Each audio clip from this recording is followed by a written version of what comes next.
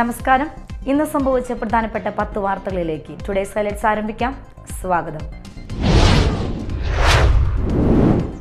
ആറാട്ടുപുഴ പൂരത്തിനിടയിൽ വീണ്ടും ആന ഇടഞ്ഞു. വടക്കുന്നാഥൻ ശിവൻ എന്ന ആനയാണ് ഇടഞ്ഞത്. ഉടൻ തന്നെ പാപ്പാന്മാരും എലിഫന്റ് സ്ക്വാഡ് അംഗങ്ങളും ചേർന്ന് ആനയെ തളച്ചു. ആനകൾ ഇടഞ്ഞതോടെ തൃപ്രയാർ തേവരുടെയും ഊരകത്തമ്മയുടെയും മടക്കയാത്ര വൈകി. ഇരിഞ്ഞാലക്കുടയിൽ പെട്രോൾ പമ്പിൽ പെട്രോൾ ഒഴിച്ച് തീ കൊളുത്തിയ യുവാവ് മരിച്ചു. കാട്ടുമഞ്ചാറ സ്വദേശി 43 വയസ്സുള്ള ഷാനവാസാണ് മരിച്ചത്. തൃശൂർ മെഡിക്കൽ കോളേജിൽ ചികിത്സയിലിരിക്കെ ഞായറാഴ്ച പുലർച്ചെയായിരുന്നു മരണം. പാൽ കറക്കുന്നതിനിടയിൽ 4 പശുക്കൾ ഷോക്കേറ്റ് ചത്തു.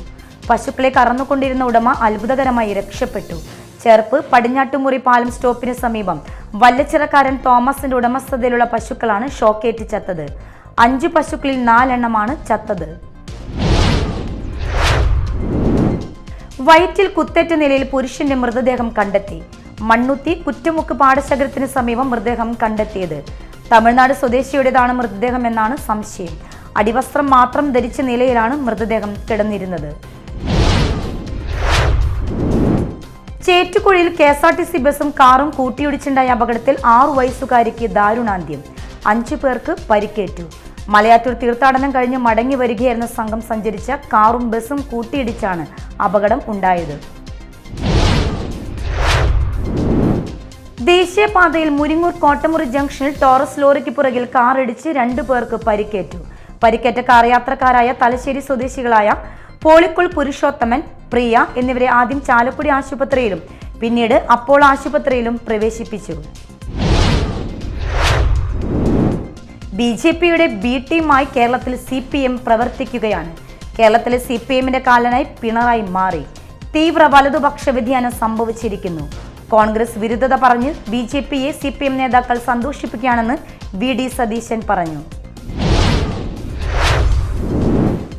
സംസ്ഥാനത്ത് ഉയർന്ന താപനില മുന്നറിയിപ്പ്. ഇന്നു മുതൽ ഈ മാസം 28 വരെ തൃശൂർ, കൊല്ലം, പാലക്കാട്, തിരുവനന്തപുരം, പത്തനംതിട്ട, എറണാകുളം, കണ്ണൂർ, കോഴിക്കോട് ജില്ലകളിൽ താപനില ഉയരുമെന്ന് അധികൃതർ അറിയിച്ചു. മാർച്ച് 24 മുതൽ 28 വരെ ചൂടും അസ്വസ്ഥതയുമുള്ള കാലാവസ്ഥയ്ക്ക് സാധ്യതയുണ്ട്. ക്രിസ്തുവിന്റെ ജെറുസലേം സ്മരണ പുതുക്കി ലോകം ഇന്ന് ഓശാന ഞായർ ആഘോഷിക്കുകയാണ്.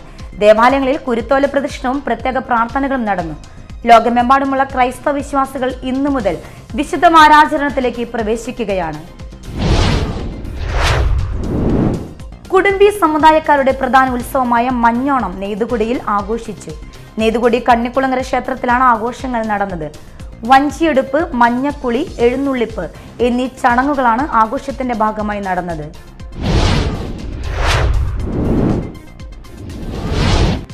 ഹൈലൈറ്റ്സ് വാർത്തകളുടെ വിശദമായ റിപ്പോർട്ട് അടുത്ത ന്യൂസ് റൗണ്ടപ്പിൽ കാണാം. ടുഡേസ് ഹൈലൈറ്റ്സിലൂടെ സമാപിക്കുന്നു. നമസ്കാരം.